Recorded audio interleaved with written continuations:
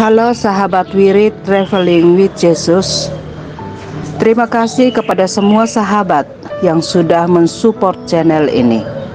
Selamat menikmati tayangan kami. Tuhan memberkati.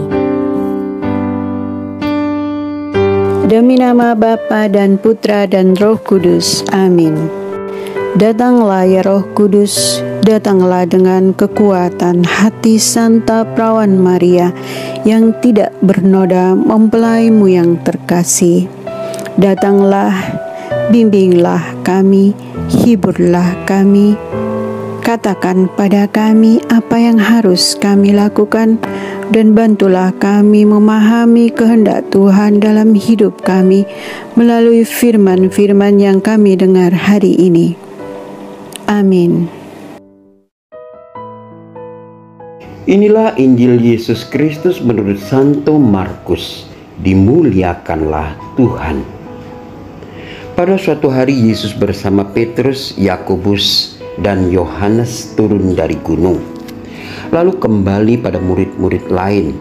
Mereka melihat orang banyak berkerumun, para murid itu, dan beberapa ahli Taurat sedang mempersoalkan sesuatu dengan mereka.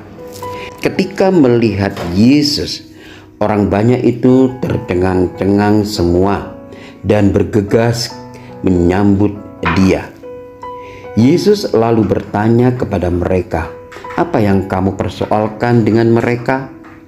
Kata seorang dari orang banyak itu, "Guru, anakku ini dibawa kepadamu karena ia kerasukan roh yang membisukan dia. Setiap kali roh itu menyerang, anakku dibantingnya ke tanah, lalu mulutnya berbusa, giginya bergertakan, dan tubuhnya menjadi kejang. Aku sudah minta kepada murid-muridmu supaya mereka mengusir roh itu, tetapi mereka tidak dapat." Maka kata Yesus kepada mereka, "Hai kamu angkatan yang tidak percaya, berapa lama lagi aku harus tinggal di antara kamu? Berapa lama lagi aku harus sabar terhadap kamu? Bawalah anak itu ke sini." Lalu mereka membawanya kepada Yesus, dan ketika roh itu melihat Yesus, anak itu segera digoncang-goncangnya, dan anak itu terpelanting di tanah dan berguling-guling, sedang mulutnya berbusa. Kemudian Yesus bertanya kepada ayah anak itu, "Sudah berapa lama ia mengalami ini?" Jawabnya, "Sejak masa kecilnya. Seringkali roh itu menyeretnya ke dalam api atau ke dalam air untuk membinasakannya. Sebab itu, jika engkau dapat berbuat sesuatu, tolonglah kami dan kasihanilah kami." Jawab Yesus, "Katamu jika engkau dapat. Tidak ada yang mustahil bagi orang yang percaya." Segera ayah anak itu berteriak, "Aku percaya, tolonglah aku yang tidak percaya ini." Ketika Yesus melihat makin banyak orang yang datang berkerumun, Yesus menegur roh jahat itu dengan keras, katanya, "Hai kau roh yang menyebabkan orang ini menjadi bisu dan tuli, aku memperintahkan engkau, keluarlah dari anak ini dan jangan memasukinya lagi." Lalu keluarlah roh itu sambil berteriak dan menggoncang-goncangkan anak itu dengan hebatnya. Anak itu kelihatannya seperti orang mati, sehingga banyak orang mengatakan ia sudah mati. Tetapi Yesus memegang tangannya dan membangunkannya, lalu ia bangkit sendiri. Ketika Yesus sudah di rumah, kata murid-muridnya sendirian dengan dia. Bertanyalah mereka, "Mengapa kami tidak dapat mengusir roh itu?" Jawab Yesus, "Jenis ini tidak dapat diusir kecuali dengan berdoa." Demikianlah sabda Tuhan. Syukur kepada Allah.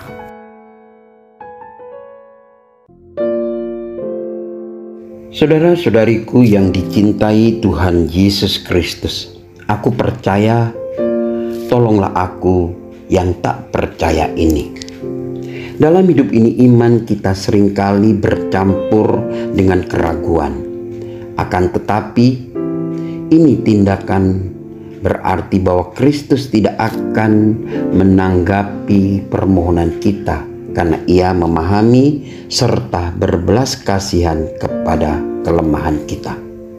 Di Ibrani 4 ayat 15, kita harus mengakui kekurangan iman kita serta berdoa agar tidak akan memberikan iman yang kita butuhkan. Kerendahan hati mengakui kelemahan kita justru akan memberikan ruang bagi Yesus untuk menguatkan iman kita. Kegagalan para murid mengusir setan dinilai Yesus karena kurangnya doa. Jawaban Tuhan Yesus jelas, karena mereka kurang berdoa. Doa adalah komunikasi dengan Allah. Doa adalah nafas orang beriman. Kualitas dan kuantitas doa menentukan seberapa dalam hubungan seseorang dengan Allah. Doa mendekatkan diri anak pada Tuhan, pada Kristus, Sang Sumber Kuasa. Tanpa dekat dengan Tuhan Yesus, para murid hanya mengandalkan kekuatan diri sendiri. Pengalaman pernah melakukan hal serupa tanpa kekuatan dari Allah. Bahkan bukan tidak mungkin pelayanan seperti itu terciutkan menjadi sekadar debat.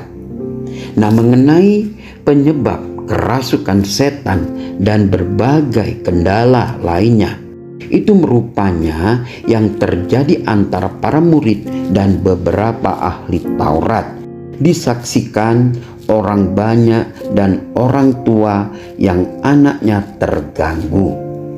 Yang dimaksudkan oleh Yesus bukanlah bahwa roh-roh jahat jenis itu hanya dapat diusir apabila didahului dengan doa. Sebaliknya, dalam ayat ini Yesus menyatakan suatu prinsip, di mana iman kurang, doa pun akan kurang. Di mana ada banyak doa yang dilandaskan pada penyerahan sungguh-sungguh kepada Allah dan firman-Nya, maka kadar iman pun besar. Seandainya para murid secara tetap dan teratur berdoa seperti yang dilakukan oleh Yesus, maka mereka dapat berhasil menangani kasus tersebut, yaitu mengusir setan yang sejahat apapun. Pengusiran setan atau roh jahat oleh Yesus bukan semata-mata untuk menunjukkan kuasa dan kehebatannya atau kuasa jahat. Yesus mengusir roh jahat lebih-lebih untuk menunjukkan bahwa kerajaan setan atau roh jahat sudah dikalahkan, sudah ditaklukkan. Taring setan sudah dipatahkan, hancur, dan kerajaan Allah yang hadir. Nah, pengusiran setan mau meyakinkan kepada kita bahwa setan itu ada di mana-mana. Setan bisa merasuki siapa saja, khususnya yang lemah iman. Tetapi bagi kaum yang beriman teguh, kuasa roh jahat itu tetap tumpul dikalahkan oleh Yesus. Setan tidak menyengat lagi kekuatannya terhadap roh jahat. Kaum beriman berkata, "Siapa takut Allah yang di pihakku, karena taring roh jahat sudah dipatahkan." Firman Tuhan hari ini juga mengajarkan kita relasi antara iman seseorang dengan menyatakan kuasa Kristus. Tuhan Yesus menuntut iman dari orang tua sang anak yang kerasukan setan tersebut. Iman bukan sesuatu yang bisa dipaksakan, tetapi sesuatu yang harus dipasrahkan kepada Tuhan. Ketulusan itulah yang dilihat Tuhan Yesus sehingga Ia menyatakan kuasanya. Iman dan doa adalah relasi yang harus terus kita bangun dengan Tuhan Yesus, bukan hanya untuk mengusir setan, melainkan untuk setiap pelayanan, pekerjaan, dan keluarga yang kita lakukan. Apapun pelayanan tersebut, pekerjaan yang kita lakukan untuk Dia, hendaknya didasarkan oleh relasi kita dengan Kristus. Kita perlu menyadari secara penuh bahwa Allah lah yang bertindak dalam setiap pekerjaan kita. Kita hanyalah alat di tangan Sang Pencipta. Kekuatan dan kuasa Allah lah yang memungkinkan segala perkara dapat dilakukan. Carilah Tuhan dalam doa, beriman padanya, dan lakukan firman-Nya. Kuasanya akan kita alami untuk menjadi berkat bagi sesama. Yesus sanggup melakukan pelepasan total terhadap anak yang terikat roh jahat. Demikian pula Ia mampu melepaskan segala belenggu yang selama ini mengikat hidup kita, asalkan kita percaya dan taat kepada firman-Nya. Maka kita akan beroleh kemerdekaan sejati. Inilah yang menguatkan Rasul Paulus saat dia menulis kepada murid di Filipi. Segala perkara dapat kutanggung di dalam Dia yang memberikan kekuatan kepadaku. Filipi 4 ayat 13. Janganlah ragu meminta pertolongannya, percaya dan taat sepenuhnya pada perintah dan janjinya.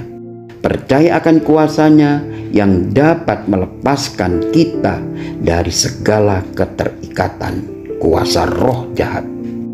Aku percaya, ya Tuhan, tolonglah aku yang kurang percaya ini. Demikian ungkapan iman sang ayah sekaligus mengungkapkan niatan untuk menambah iman akan Yesus. Hendaklah ungkapan jujur sang ayah menjadi doa-doa harian kita. Amin.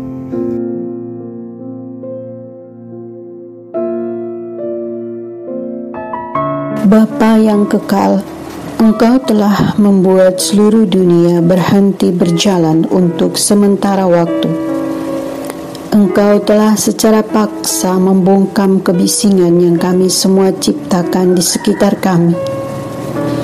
Engkau telah membuat kami bertekuk lutut dan meminta keajaiban. Engkau menutup gereja-Mu agar kami menyadari betapa gelapnya dunia kami tanpa Engkau di dalamnya. Engkau mempermalukan orang yang sombong dan berkuasa. Ekonomi runtuh, bisnis tutup.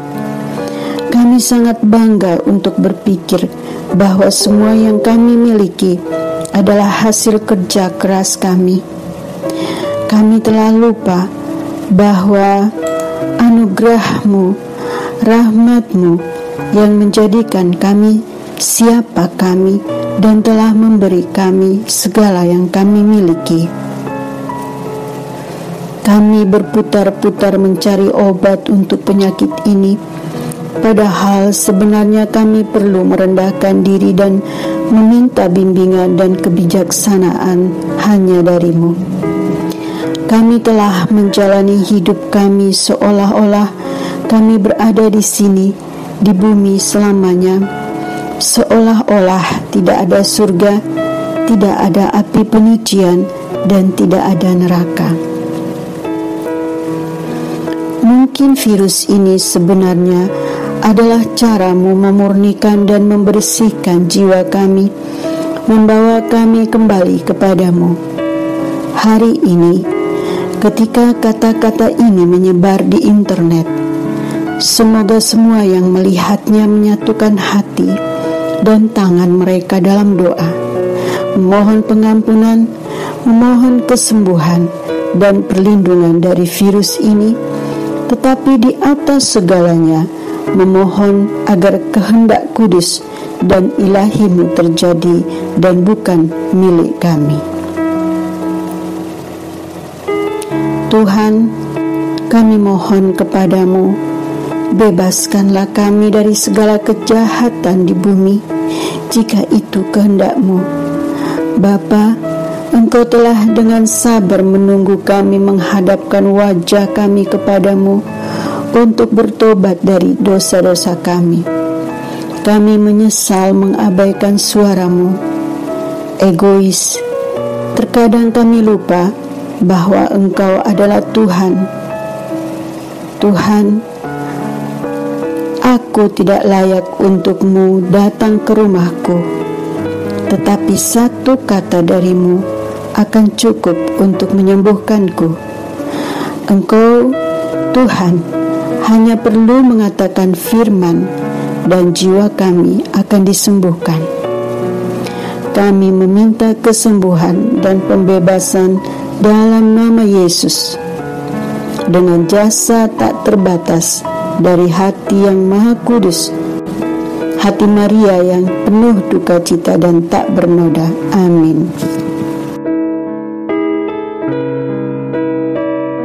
Bapa kami yang ada di surga, dimuliakanlah nama-Mu, datanglah kerajaan-Mu, jadilah kehendak-Mu di atas bumi seperti di dalam surga. Berilah kami rejeki pada hari ini, dan ampunilah kesalahan kami, seperti kami pun mengampuni yang bersalah kepada kami. Dan janganlah masukkan kami ke dalam pencobaan, tetapi bebaskanlah kami dari yang jahat. Amin. Salam Maria, penuh rahmat, Tuhan sertamu. Terpujilah engkau di antara wanita, dan terpujilah buah tubuhmu, Yesus. Santa Maria, Bunda Allah, doakanlah kami yang berdosa ini, sekarang dan waktu kami mati. Amin. Salam Maria, penuh rahmat, Tuhan sertamu. Terpujilah engkau di antara wanita, dan terpujilah buah tubuhmu, Yesus. Santa Maria, Bunda Allah, doakanlah kami yang berdosa ini, sekarang dan waktu kami mati. Amin. Salam Maria, penuh rahmat, Tuhan sertamu. Terpujilah engkau di antara wanita, dan terpujilah buah tubuhmu, Yesus. Santa Maria, Bunda Allah, doakanlah kami yang berdosa ini, sekarang dan waktu kami mati. Amin. Kemuliaan kepada Bapa, Putra, dan Roh Kudus, seperti pada permulaan, sekarang dan waktu kami mati. Amin. Semoga melalui pengorbanan Yesus di kayu salib dan doa-doa Bunda Maria, kita semua dibebaskan dari kutukan, dipenuhi dengan sukacita, cinta, dan memperoleh berkat Abraham yang Tuhan berkati dalam segala hal, peninggian, kesehatan, kemampuan untuk bertahan dalam penderitaan dan tetap berbuah, kesejahteraan, kemenangan, rendah hati, dan perkenanan Tuhan. Amin. Saudara-saudari, para sahabat We Read Traveling with Jesus, marilah kita memohon berkat Tuhan untuk kita semua. Tuhan sertamu dan sertamu juga. Semoga saudara-saudari, sanak keluargamu, usaha-usaha, pekerjaan-pekerjaan, kesehatan dan imanmu senantiasa dilindungi dan diberkati oleh Allah yang Maha Kuasa, Bapa, Putra, dan Roh Kudus. Semoga Tuhan selalu menyertai kita. Syukur kepada Allah. Amin. Demikian bacaan hari ini. Terima kasih sudah menonton. Jangan lupa subscribe, like kami di Facebook, dan follow kami di Instagram. We Read Traveling with Jesus. Sampai jumpa lagi di video selanjutnya.